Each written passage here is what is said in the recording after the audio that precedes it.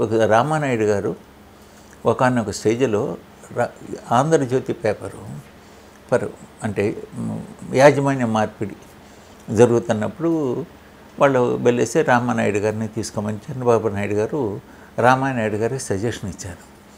మన వాళ్ళ పేపరు మీరు తీసుకుంటే బాగుంటుందని. రామానాయుడు గారు వెళ్ళి ఆయన అడిగారు, రామోజీరావు మరి చంద్రబాబు నాయుడు గారు ఇలా సజెషన్ ఇచ్చారు, మరి ఏమిటి మీ సలహా అని చెప్పేసి రామానాయుడు గారు రామోజీరావు గారిని అడగటం జరిగింది. అని చెప్తుంటే మీలాంటి వాళ్ళు వస్తే ఇది సినిమా అనేటువంటి ఇండస్ట్రీలో మీరు సక్సెస్ఫుల్, మీరు అనమాట భారతీయ భాషలో అన్నింటిలో సినిమాలు తీశారు, మోస్ట్ సక్సెస్ఫుల్, పెద్ద పెద్ద హీరోలతో తీశారు, చిన్న చిన్న వీళ్ళతో తీశారు. అందువల్ల మీరు అనమాట దీన్ని ఈజీగానే హ్యాండిల్ చేయగలరు. అయితే అక్కడ పద్ధతికి ఇక్కడ పద్ధతికి చాలా తేడా ఉంటుందండి అని చెప్పారు.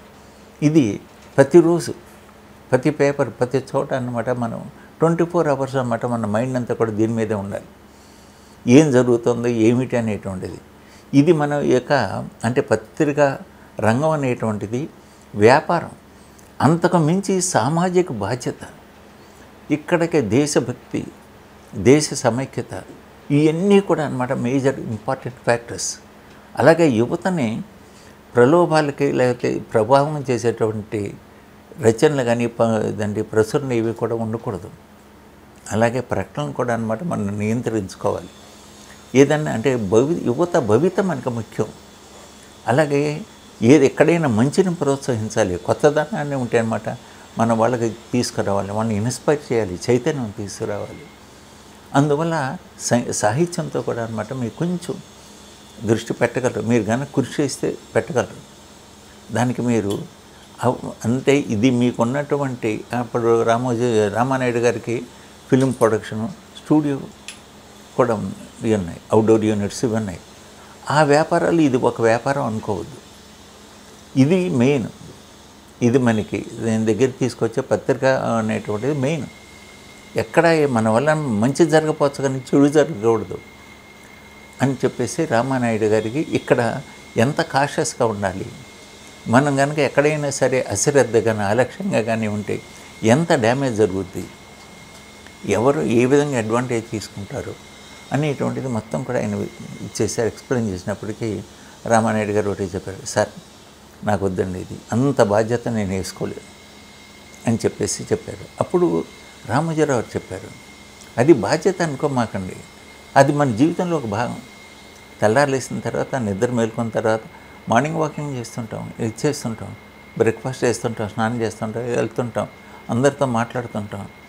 అట్లాగే అనమాట ఎన్ని యాడ్స్ వచ్చినాయి, ఎలా వచ్చినాయి, దేనికి ఏమిటి అని చెప్తే మరి అక్కడ కూడా అన్నమాట మనకి ఏ యాడ్స్ వచ్చినాయి, మనకి ఏ యాడ్ క్యాంపెయిన్స్ రావలేదు, ఎందుకు రాలేదు, ఇవన్నీ అదంతా కూడా వ్యాపారం.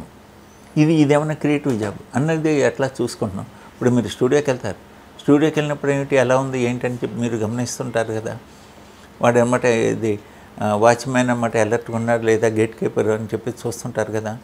ఎందుకంటే పెద్ద పెద్ద సెలబ్రిటీస్ వస్తుంటారు, వాళ్ళని రాగానే గేటు దగ్గర అన్నమాట వాళ్ళు నిలబెట్టకూడదు, నవ్వుకొని గేటు తీసి సెల్యూట్ కొట్టి లోపల పంపాలి. అంటే వాడికి అన్నమాట వచ్చేటువంటి వాళ్ళు ఎవరు, వాళ్ళు సెలబ్రిటీసా విజిటర్సా లేకపోతే ఎవరన్నా బయట వాళ్ళ అని చెప్పేసి వాడి జడ్జిమెంట్ అక్కడ ఉండాలి. అలాంటి వాళ్ళని అన్నమాట ఎంపిక చేసుకోవాలి.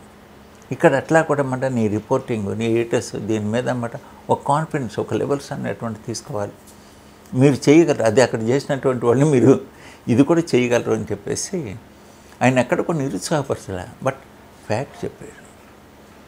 కానీ రామానాయుడు గారు నాకు వద్దండి, నా ఇండస్ట్రీలో నా ప్రొఫెషన్ నాకు తెలిసింది అది, నాకు తెలిసిన ఈ రెండే, సినిమా ఇండస్ట్రీ లేకపోతే మా కారంచేడులో మా వ్యవసాయం.